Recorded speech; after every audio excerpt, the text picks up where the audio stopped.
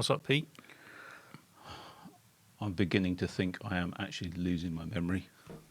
Honestly, I'm struggling to remember things. That's upsetting. Well, I'm not that old. You know, I am older than you, as you like to point out, but at least I think I am. But I'm struggling, you know. This morning I woke up, I can only remember 25 letters of the alphabet. I don't know why.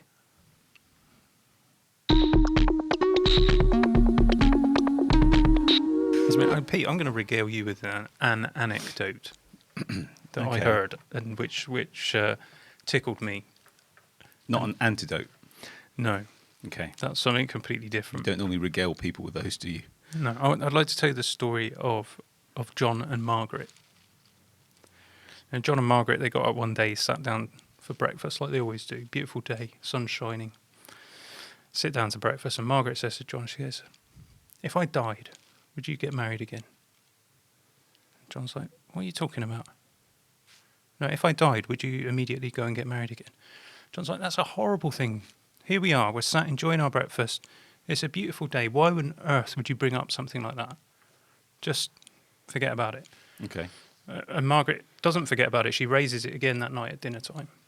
She's like, "If I died, would you get married again?" And John's like, "No, I'm not having any of this. I'm not getting involved with this conversation." And this goes on for several days until, in the end, John snaps. He just says, "Look, okay, fair enough.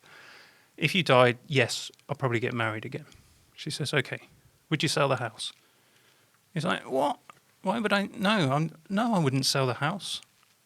Says, "Would you sell our bed?" No, I don't. It's a perfectly good bed. I'm not going to sell the bed."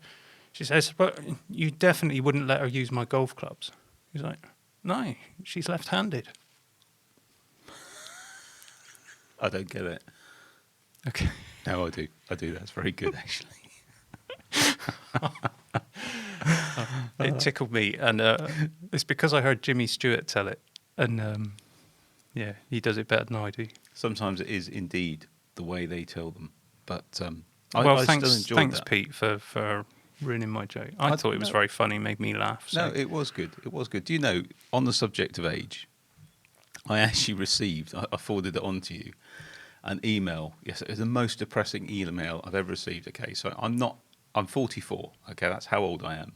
And I received a seniors retirement plan email addressed to me with my age on it at 44.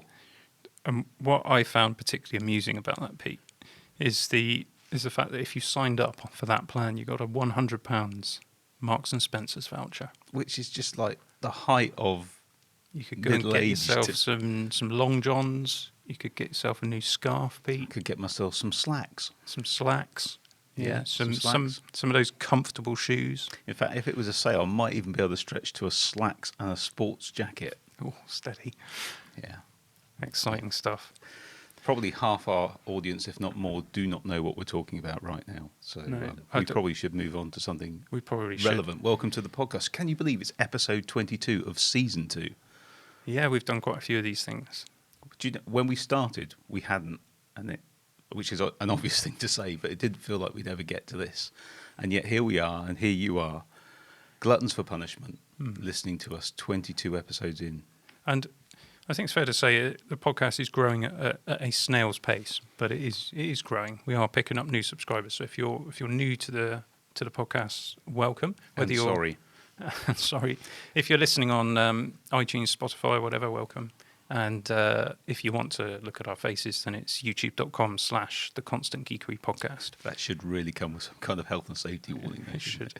Permanent eye damage, mate. It's like looking into the sun.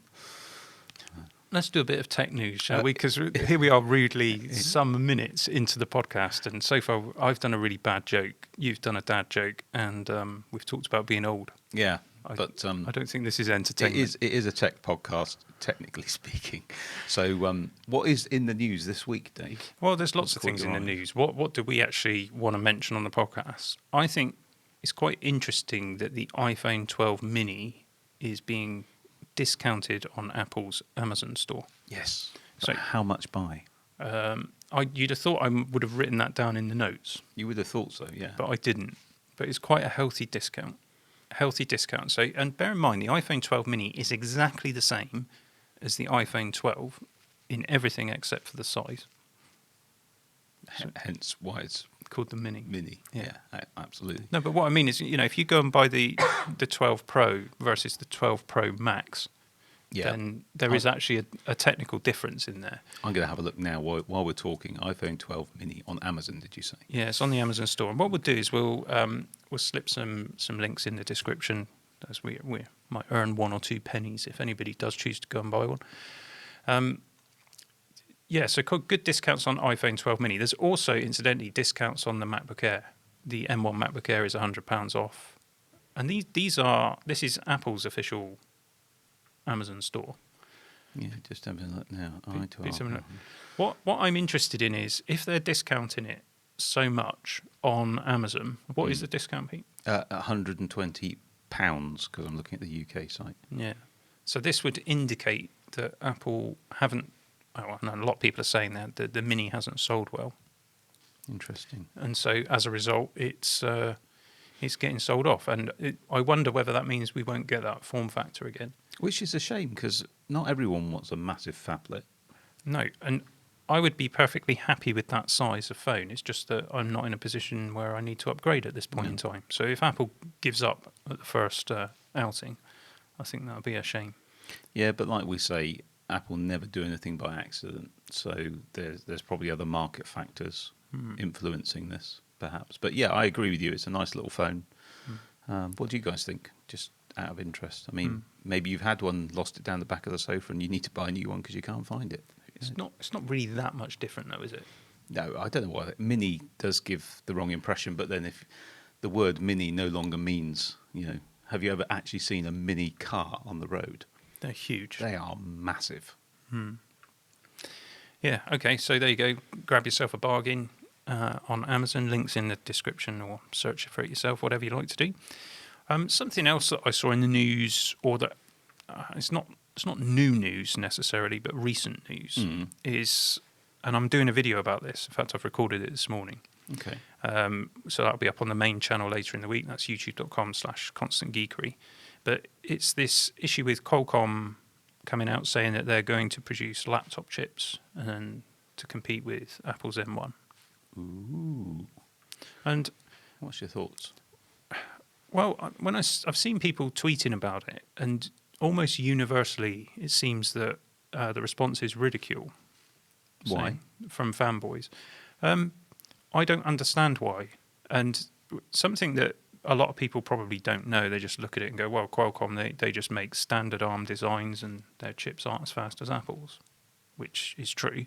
But Qualcomm bought a company called Nuvia for $1.4 billion. And who started Nuvia? Do you happen to know? Oh, no, I don't happen to know, because you've not put it in the notes, and now you make me look like a complete numpty. Well, I'm going to say Steve Jobs. Okay, it wasn't Steve Jobs. He didn't. Tim Cook. No. But you're not far off. Wozniak. No. Okay. No, it wasn't. It's I'm just got to look it up a bit. Sure, I've got it right. He has to look it up now. Gerard Williams. Now you're thinking to yourself, who on earth is Gerard Williams? Well, he was the chief architect for Apple's CPU and system on chip division from the A7 to the A12X, I think. Was he? Yeah. Okay. And also was architect for the Firestorm cores as well. And he left in 2019, which also is a good indication of how long M1 has been in the works. And Apple sued Mr. Williams. What, for leaving? Well, no. The thing is that he set up a company to develop ARM chips. Although what Nuvia were going to do is create their own designs, much like Apple do, their own designs, but using ARM architecture, but specifically targeted at the data center and HPC market. Okay, so he was going to essentially take knowledge that he'd kind of developed at his time with Apple and then start his own company with that, which he did. Yeah. Did they win the sewage? I don't think it's been settled yet. That's not the right term. That's not the right term. There are others as well. There's another couple of ex-Apple employees. I'm sure there's an ex-Google employee in there and some others too. But before he was at Apple, Gerard Williams was a fellow at ARM, so he was actually at ARM up until I think 2010. And the thing is, Apple, they poach people from all over the shop, They so do. they can't get their knickers in a twist over this, really. Well, and hopefully, you, as business owners ourselves, you want to create an environment where people want to stay, but that doesn't always happen. No. But, so this Gerard, was it Depardieu, knows his Williams. Gerard Williams knows his chips, much like we do. Yeah. No, Salt and vinegar. the chips I was Ketchup. about to say the chips I'm familiar with are of a different type. But, Yes. It's an interesting one. What it means is that Qualcomm have people on board who would know how to produce a good chip. And interestingly, since they've bought Nuvia, who were, of course, going to focus on data center, that's not what Qualcomm are doing. They're not planning to build chips for data center and HPC. So they've specifically bought this company for the people. And when you're making a $1.4 billion investment in a group of people, those people are obviously worth quite a lot. Yes. $1.4 billion, as it turns out. Roughly, yeah. Yeah. And Qualcomm are obviously confident that those guys can bring designs to market. And what they have said as well is that they would license those designs for other manufacturers who want to go into HPC and data center stuff. And this is all just fantastic news. And if you want to hear my short take on it, it will be a fairly short video, then check it out on the main channel. But I think it's quite exciting, and maybe we'll talk about it a little bit more next week. Yeah, definitely exciting. I'm not going to spoil or take away thunder from your video because I've got some thoughts as well, but it can only be a good thing for all of us. Yeah, and I think there'll be some interesting comments for us to talk about next week. Interesting. Okay. So yeah, we'll just teed that up. That does mean, of course, we've got to do a podcast next week. I'm not here next week. No, I'm only joking. I'm all right. What we were going to talk about, though, today is the iPad, and that's our main topic. And specifically, I guess the thumbnail and the title will be something along the lines of why we love the iPad. Could we make the thumbnail us hugging iPads? We could, but that involves work. Yeah. And whereas I typically take the standard thumbnail template and lob whatever thing we're talking about on there. If you'd like to see a different thumbnail, let us know in the comments because it will be too late by then. I think we probably will commission a new thumbnail, but maybe we'll do that for season 3. Yeah. Wait until I get back to my pre-season 1 weight and then my chiseled good looks back after. Honestly, I look like melted ice cream at the moment. Chiseled good looks back. That would imply that you had them in the first place. Oh, why don't you just leave me alone and get on with what we're talking about? Honestly. Do you think that people would assume that we love the iPad based on the videos we've put out in the previous weeks? No, I think based on the videos we've put out in the previous weeks, and despite evidence to the contrary, people would think that we hate the iPad and never want to see one darken our door again.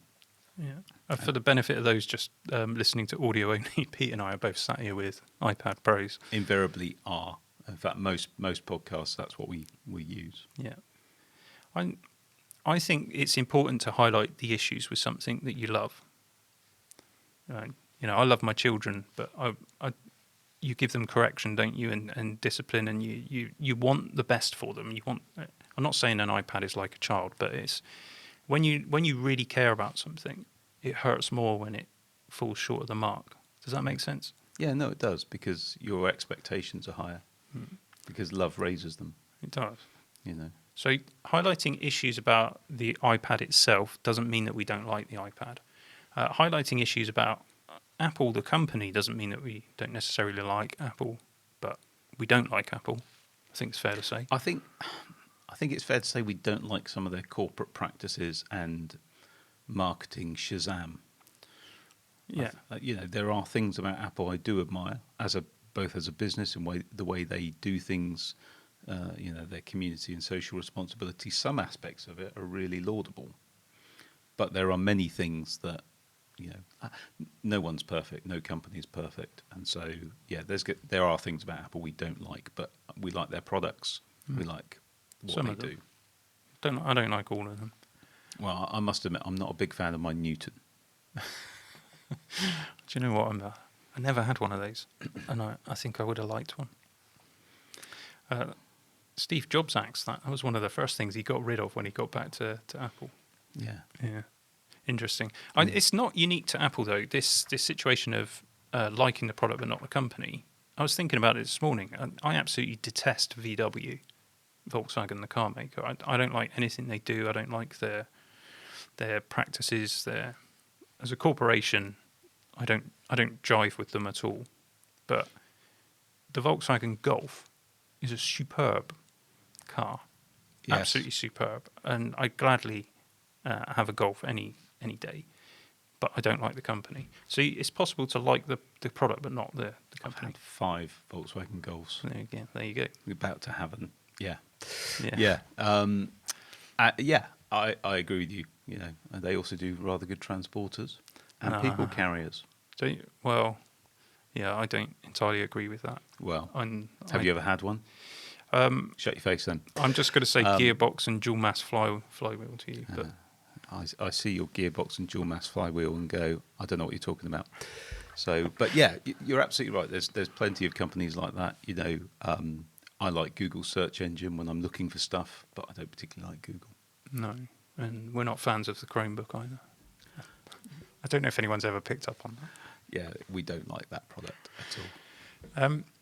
I was thinking about my first iPad because I didn't have the very first generation, and I was one of those who ridiculed it a bit because of the name.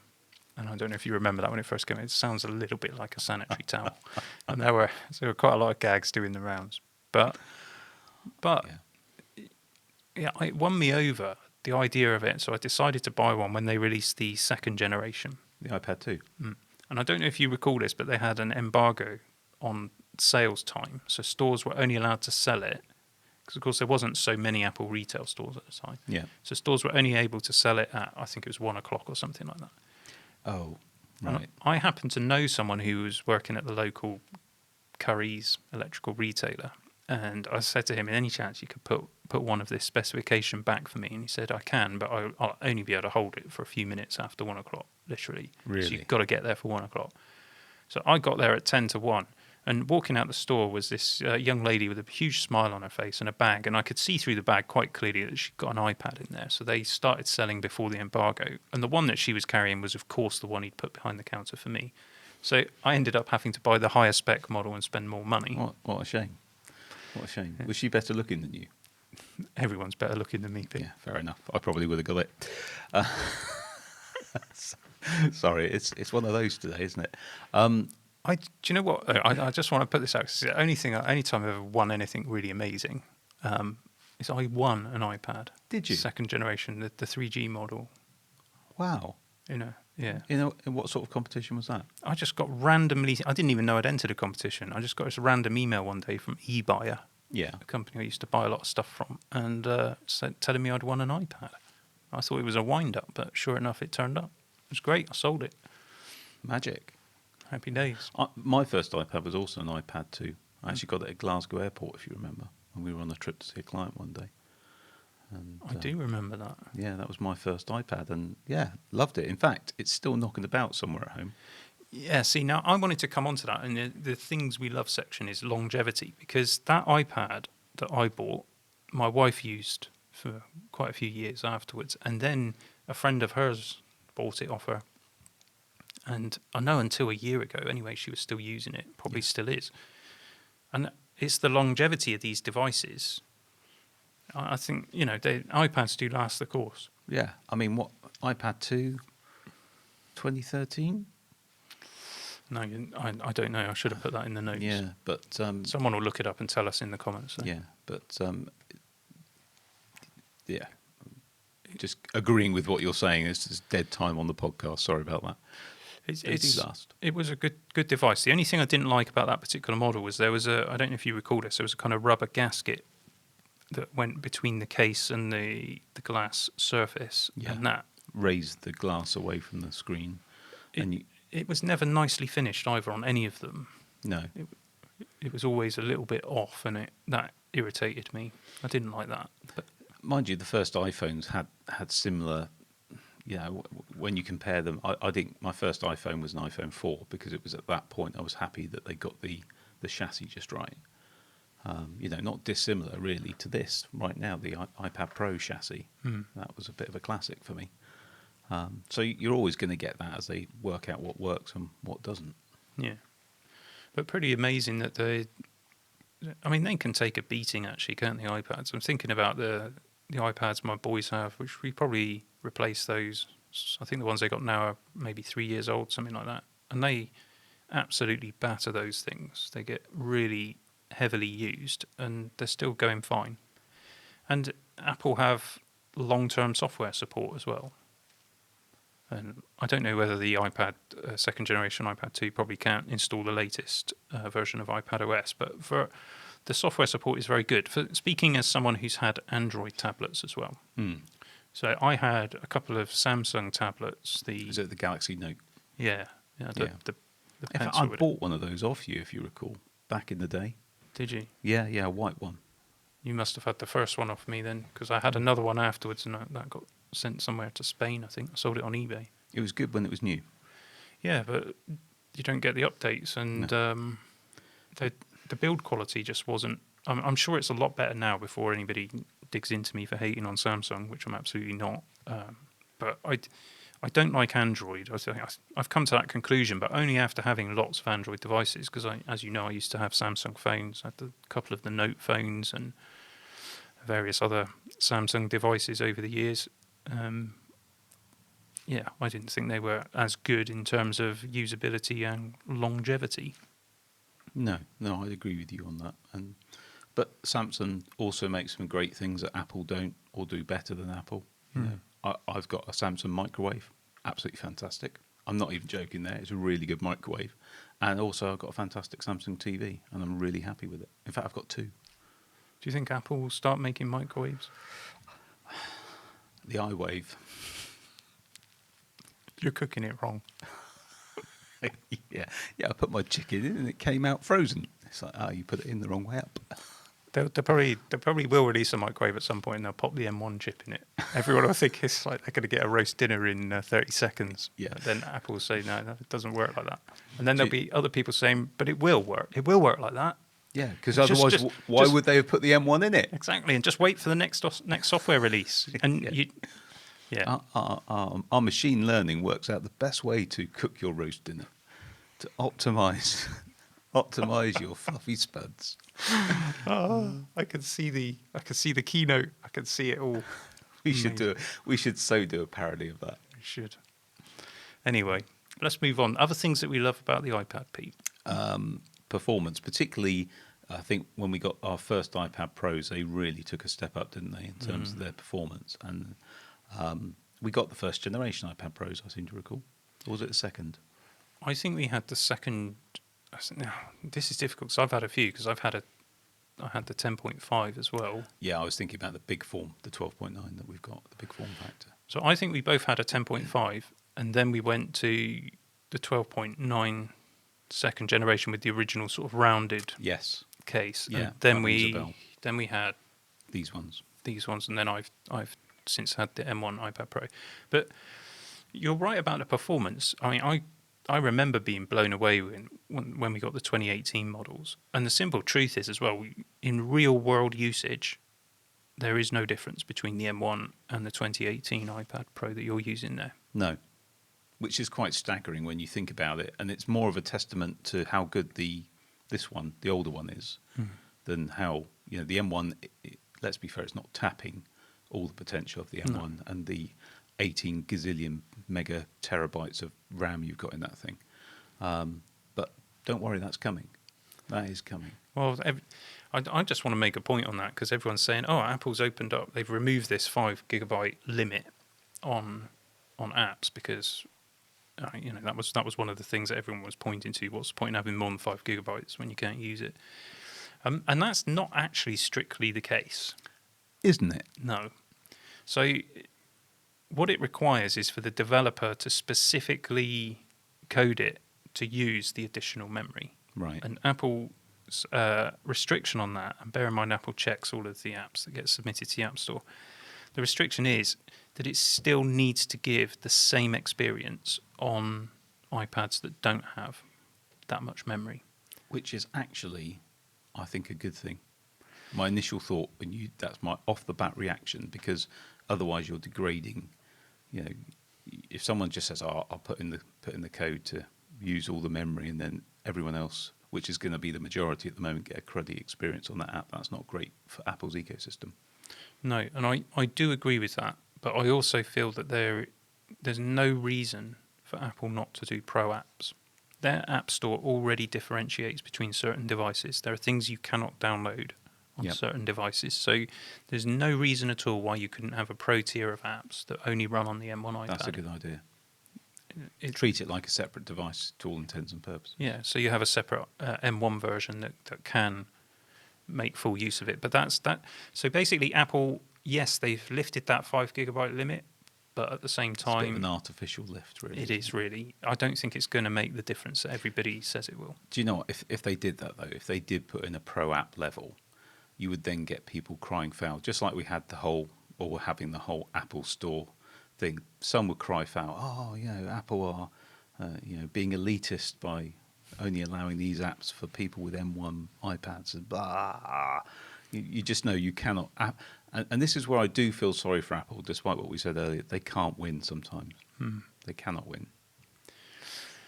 Anyway, performance in the iPad is good, and all of the iPads. So I also have an iPad Mini of the latest generation, and that's really, really good.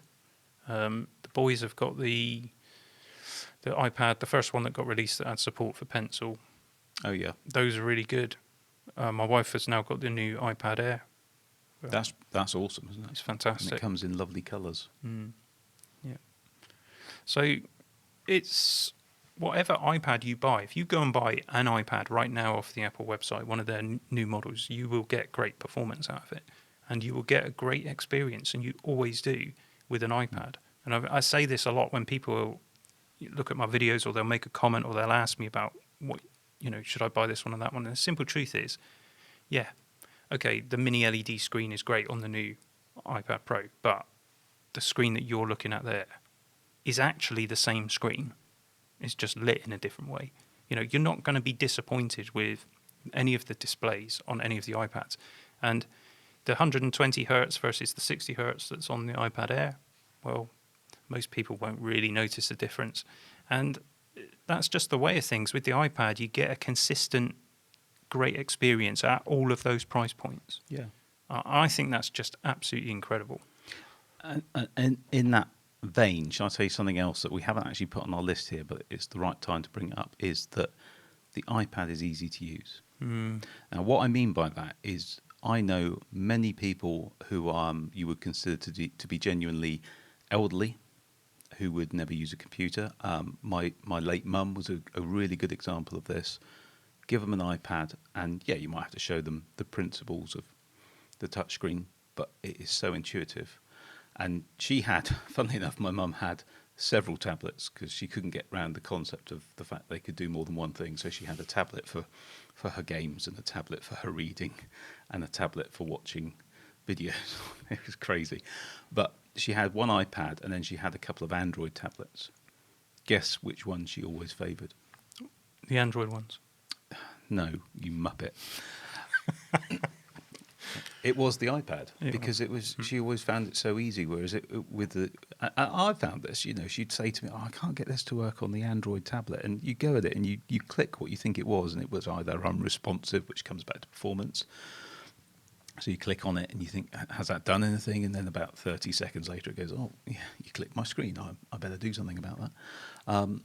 Or it was just not intuitive. What you were clicking on didn't take you where you expected, even simple things. And I know there's, again, I'm not hating on Android, but I know there's a lot of people say, "Oh, it's amazing," but I've always struggled with the interface.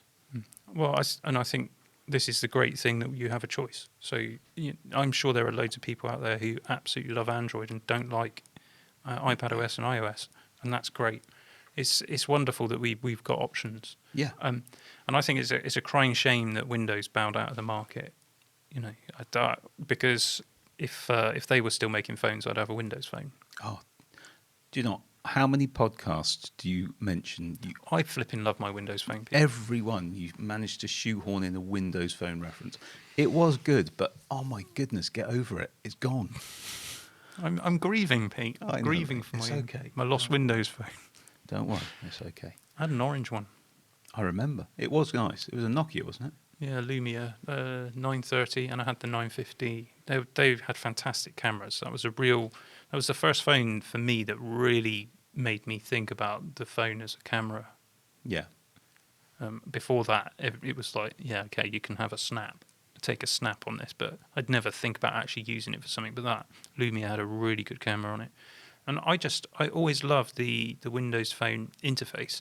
But here's the point, it doesn't matter which you go with. Some people will find that Android works the way they expect it to, and works for them, and some people will find that other systems work better.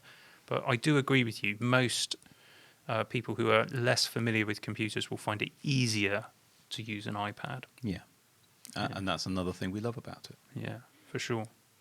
And we did touch on the screen. I've got the screen on the list, but I think we've kind of covered that. Every single one of them is brilliant. Yeah. I would say the only exception to that, and it's only in hindsight, because when the first ones came out, they looked great. But when the first Retina screens came in, that was the step up that you needed. Because before that, I think the iPad 2 wasn't Retina. No, it wasn't. And I remember when the Retina screen's out, I think both of you and I were saying, do you really need that? How much difference is it going to make? And then when you saw it, it was like, oh, wow, okay, this does make a difference. And, Retina or high density pixel screens now are ubiquitous across everything. And don't we love them? We do. Yeah, fantastic. Something else that we love is the pencil. Well, I'm going to say the second generation pencil, because I do have a first generation pencil still, which I use with my iPad mini. And the charging it in the port, like some kind of phallic appendage, is just lewd. Not a winner, Who is it? thought of that, honestly? Well, it wasn't anyone who understood how Steve Jobs did things. I mean, he was always against the stylus, wasn't he? But this is a masterpiece of design. It is fantastic, yeah. And we're saying this because we're if you're watching, Pencil too. you can see us, we're holding pencils, but if you're just listening, then we've got our pencils in our hands. Shall I tell you who else likes Apple Pencil 2s? Go on. My dogs. Yeah. We've heard this. Yeah. So for those who haven't heard, this is my spare Apple Pencil. I had to have a spare because my dogs got the first one and left lots of chew marks. You're just flexing. You're like, yeah, I give my dogs Apple Pencils as treats. That's it. That's proper gangster, isn't it? That's proper flex. Yeah, absolutely. It's a great thing, though. I really liked. We've said before we've had a couple of the Surface Pros as well, and I really liked the Surface Pen. I thought it was really good, and the pencil in some ways is a lot better than the Surface Pen, but in other ways it's not as good. But overall, I think the pencil is a better experience, especially if you're drawing. Yeah, drawing in illustrations. Funnily enough, I was talking to you about this pre-podcast, wasn't I? My son uses Procreate on his iPad, and he's done some amazing illustrations. He's only 13, because the pencil just gives him the creativity or the scope to do that, which you just could never do with a finger. No. So I think, although Steve Jobs always said you don't need a stylus, I think he was thinking about a specific use case of actually day to day. I don't use the stylus unless I'm writing or illustrating. That's what he meant. But I think if he was here now, seeing how people are using iPad, he'd go, actually, no, that's different, and I approve. It's giving people the tools to use their device in the way that they want to use it. And, some people don't understand the idea of having a trackpad and a keyboard with an iPad. Well, this is just another example. Maybe it doesn't work for you, but for others it does. And it's great that you've got that option. It's sort of like a Swiss Army knife kind of tool, isn't it, that you can use for everything. And I think that's why it's so frustrating with the power of the M1 that we can't tap into that. Not everybody needs to tap into the power of the M1, but some people want to. Why not just allow that? Let people use the iPad however they want. I'm just going to come out and say, I think this is the computer for the people. This is your everyday computer. There's not a lot that you can't do on an iPad that, in terms of everyday computing. Yeah, I think you're probably right there. Pains me to say it, but you're probably right. What about Sidecar? Do you use Sidecar much, Pete? Well, I tried it, but I found that without the extra wheel, that the weight of the person in it just meant it was dragging along the floor. Oh, you mean Sidecar for the iPad?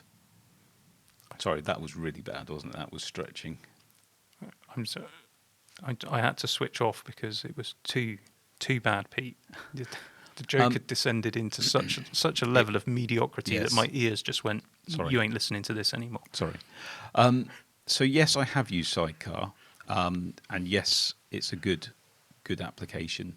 I have found that I can't remember what it was, but I changed laptops, and you have to have quite a specific set of account sign-ins and things like that, don't you, in order for it to work. And I do still find, I don't know if anyone else, maybe it's just me, that because I've got two iCloud or Apple IDs, one for work, one for personal, and in theory you can intermix them on a device, but it doesn't seem to always play properly.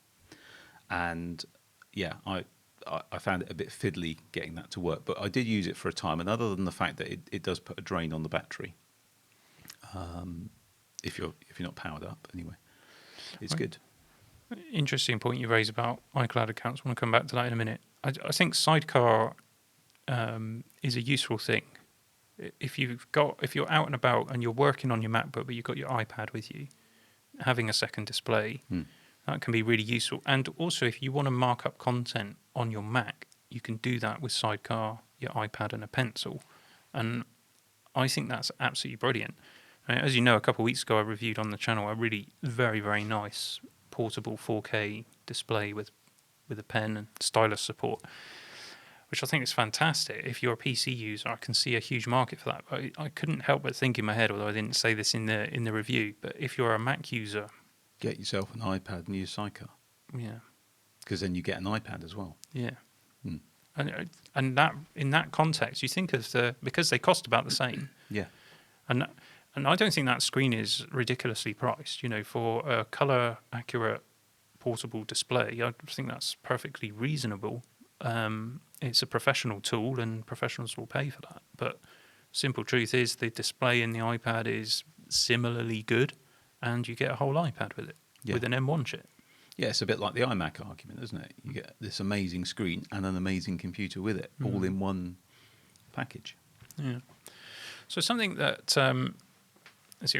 I've got next on my list of notes, tight integration with Apple ecosystem, and that is one of the great things about the Apple ecosystem. If you've got an iPhone, an iPad, and a Mac, they all integrate and play very nicely together, and that's going to be taken to the next level as well with the new OS and being able to just move your mouse from one to the other. Yeah, it's brilliant, fantastic. Brilliant. But they still haven't resolved simple things like, I have an old iCloud account that I set up when they first introduced iCloud, and at the time, iTunes was a separate thing. So my iTunes account and my iCloud account are different. Yeah. Now, Apple does provide for this, and I'm able to use that without any issues, and it does all work fine. But why can't they just combine the two accounts? Why have they not made a tool which just says, let's just turn this into one account? Pick one account, and we'll merge everything together. Yeah. Why wouldn't they do that? Well, probably someone's going to say, well, they have now, but it's really obscure. But I've not seen it, and I have exactly the same issue. I've got, as I said, I've got an iCloud or an Apple ID associated with my business details, and then I have a personal one. I originally had a Mobile Me account. I used to pay for a Mobile Me account, so I've kept that. But yeah, it does occasionally just give you some oddities, and I can never get my head round about how to set it up so that you don't get those oddities. Hence why I don't use Sidecar anymore. And it's not because I'm not clever enough. I just can't be bothered. It's not. It's un-Apple like. It's not as intuitive as it should be. Yeah. So it'd be nice if they sorted that out. But having said that, I agree with you. On the whole, the integration across the ecosystem is brilliant. I get messages and stuff across devices. I can move seamlessly from one to another, and that's not just with Apple devices. It's with Office 365 does that as well. I love that, and that is how we work these days. Sometimes I was updating a fairly big spreadsheet on my phone yesterday or Sunday, and then I moved on to my iPad, and then I finished it off on my laptop. It's great. It's being able to use the device that you've got to hand. And it is brilliant. And we've said numerous times how good Microsoft system is. I mean, I don't use, not anymore anyway, pages and numbers or anything. Why would you? Office 365 is fantastic. Yeah. And I love as well, Microsoft do this too, but of course they're not building, you don't have a tablet per se. Everything is just a full Windows machine.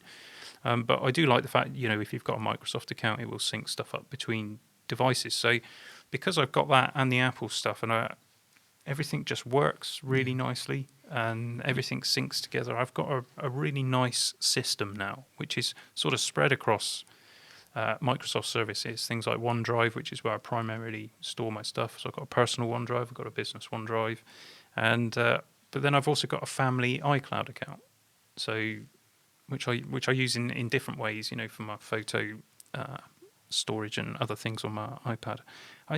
It's just all of these systems, they're all great, and we are just living in the future. It's brilliant. Yeah, we are. And for many people listening to this, if you're below a certain age, then first of all, congratulations.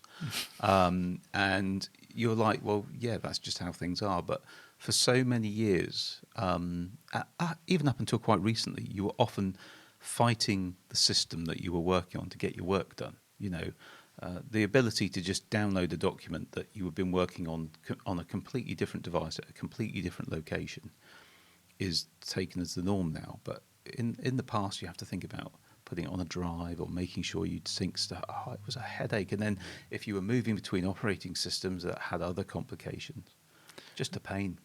These people, they don't know they're born, honestly. They never had to sit and install Windows from floppy disks. Yeah. Did you have to do that? More than once. And what size floppy disk? Well, for me, when I got into Windows, it was already down to 3.5, because in fact, 3.5-inch discs became pretty much a thing whilst I was, 13, 14? Because they were on all the Archimedes computers at school. Yeah, and to be fair, I had a 3.5-inch disc. I did a hack on my Atari ST to have one of those as a boot disc, as well as the one on the side, so I had two. Nice. So you could load. And Amiga, but I did use the larger, actual floppy disks. My first job was as an engineering apprentice, and I worked for a company that's sadly now defunct. But they were slightly, despite being in technology and doing some fairly big contracts for some fairly big players in the world, they were a little bit behind on technology. So yes, I can remember installing Windows from 5.25-inch discs. There is still a lot of old tech kicking around because people are too scared to change it sometimes. I had a job many years back building a payment gateway, and we had to do APAX integrations with the likes of Barclays Bank and other banks. And one of the banks who shall remain nameless, but certainly the systems we were integrating with were what you would call today vintage. And these systems were handling all of the payment transactions that were going through the bank. And nobody wanted to touch it because they're too scared to unravel. Same thing. I once went to install some systems many years ago. I say many years ago, maybe 15 years ago. It's not. Yeah, I suppose that is a long time ago now. But for a massive marine transport business, shall we say? I won't go any more because you might work out who it is. And they had a very impressive data center, all rack mounted or blade servers, very very cool, elevated. Gloss white everything, elevated. It looked very Starship Enterprise. So this was sort of circa 2008 maybe. And I went and installed this equipment, and next to it was a 386 DX2 with a BNC network adapter on it. And it stood out like a sore thumb because it was like, imagine going on the Starship Enterprise and then seeing a rotary telephone. That was kind of the effect. And I asked the IT manager, I said, what's this for? And he says, that runs our EPOS. For the entire business, for all their public ticketing, that ran their EPOS. And same thing, they were afraid to touch it because it just worked. But then why should they touch it if it does work? I mean, we're too much of a throwaway society these days, which is why it's really nice to see iPads that can go the distance. Yeah, I mean, technically it's not 3 years old. We bought those about 2 years ago, but that model was introduced almost 3 years ago, and it still feels as good as this latest edition model. There's loads of life left in that iPad there, and Yeah. I bet you haven't seen any decline in battery life or. It's the first time actually that we've had a disparity in our equipment in recent years, and I have not in any way felt aggrieved that you've got on paper the better model, because I just don't feel it. No. And I'm still really irritated by the shadow around the screen. That does my head in. I haven't got that. No, you haven't. It's really nice. Look, see, I'm just showing, for those that aren't watching, I'm just showing Dave the lack of shadow Shut up. on my screen. That's really good. So there's a couple more things on our list. I'll do the quick one first. Speakers. Yes. How is it that Apple make such good speakers? They put great speakers, even in the MacBook Air has great speakers. Every Apple device seems to have brilliant speakers, and the iPad is no exception, especially the iPad Pros. It is some kind of sound. wizardry. It is some kind of, yeah. Has anybody out there come across a tablet from another manufacturer or a laptop that has speakers that are as good as the ones in Apple equipment? If you know of one, please let us know in the comments. Yeah, genuinely. I've not found one, and we've had a lot of computers. Yeah, they are impressive. So you can't. I mean, this is just brilliant because it doesn't matter which way you hold it, you get stereo sound, and the sound is just phenomenal, isn't it? Off of and that's iPad. high praise coming from you, because you are quite. I'm not going to use the word fussy, discerning with your audio quality. Yeah, and to be clear, everything is relative. When I say they're fantastic, it's fantastic for a device this thin, and Yeah. it's beyond your expectations. I think is the way I Definitely. would put it. Yeah, you don't watch, if you're using it to watch something like a film, you don't feel like you're getting a cruddy experience from the audio. No. And I think the final thing, and we have touched on this as well, is that you can use your iPad to do real work. Yes. Now, I will acknowledge, not all work. I understand that there are times where you just need to have a computer with Mac OS or Windows to get your work done, or Linux, whichever is your preference. But I have used an iPad as my only machine for a few weeks. And yeah, there were some frustrations, but I got everything done. There wasn't anything I couldn't get done. I can testify to that. And actually, you did it in good humour, which is a very good sign, because we both get tetchy if our technology doesn't work, because it is our tool. It's what we use to do our work. So if it's getting in the way of that, it's like a workman trying to do up a bolt with the wrong tool or unscrew something with the wrong screw head. It's frustrating, and it slows you down. So you weren't tetchy. You were happy about it. And I think, since that time as well, this has come out with the trackpad support and everything else, and I use the trackpad a lot now with my iPad. I just think it's fantastic that you can have a device like this that can do all of these different things. It comes to the point where you think to yourself, if you were going on holiday or taking a vacation somewhere, which device do you take with you? If you can only take one, it would definitely be the iPad. In actual fact, I might be doing that in August. Just take my iPad just in case, but not the MacBook. No. And I think that sort of says it all, really. This is the one that when we used to be able to take vacations, I would take my iPad, do a bit of photography and edit it on the iPad and using the pencil. I think it's a fantastic experience. And it is, I know there are professionals who use the iPad as their main device. And I know there are also people who can't understand that, but we just keep coming back to this point. If you don't understand it, well, that doesn't matter. It works for some people. And I just think it's brilliant that we've got this choice. And if the iPad form factor is your choice, it's great that you can have it with an M1 in it. Yeah. Or at least it would be if you could tap into the performance, and if they fix things like Thunderbolt, which clearly doesn't work, but that's another story. That's a subject for another day. I think we already did that subject last week. It is a subject that we've already had a day about. Okay. Go back and look. Yeah, some videos on the main channel about that, and Yeah. good. So we do love the iPad, I think is what we're saying, but Yeah. in other videos, a few got a little bit bent out of shape because we were being critical. But, when someone is looking to purchase something of this, it's a significant expenditure. It's better to know the bad as well as the good. Absolutely. So we're trying to be balanced, but maybe we've done it across multiple podcasts. But there you go. That's our take on it. What do you think? Yeah, interested to hear your comments, and I think that's probably it for today. Yeah. I hope you enjoyed that little discussion. Perhaps it maybe you did a bit of reminiscing about some of your devices, and I think it's something we become quite attached to, isn't it? These devices, they're very much part of our lives, and Yeah. you do form an attachment with it. It's a bit like a trusty dog. So perhaps you've got fond memories of a particular device, or maybe something a bit older. Well, share your memories in the comments. We'd love to hear it.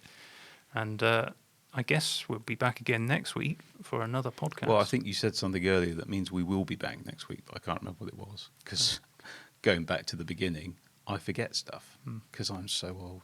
I'm just going to give fair warning, though, that I haven't taken a proper vacation/holiday in quite a while. So I am going to take some time off coming up soon. There may be some breaks coming up There for may both of us. 'Cause, Yeah. I'll be taking some time as well. So maybe we'll have a sort of mid-season hiatus in August or something like that. Possibly, yeah. We'll figure out what we can do. Obviously, I expect you guys will be taking vacation as well, potentially, in the coming weeks and July and August. So maybe it's a good time for us all to just have a break from one another, just get some space, chill out. I feel like there's a subtle message being delivered here. Not to me. you, not Oh, you. okay. No. All right. Good. Well, thanks everybody for joining us today. Thanks to all the new subscribers. Thanks for your comments last week. Look forward to talking with you in the comment section again, and we'll see you again next week on the Constant Geekery podcast. Toodle pip. Cheerio.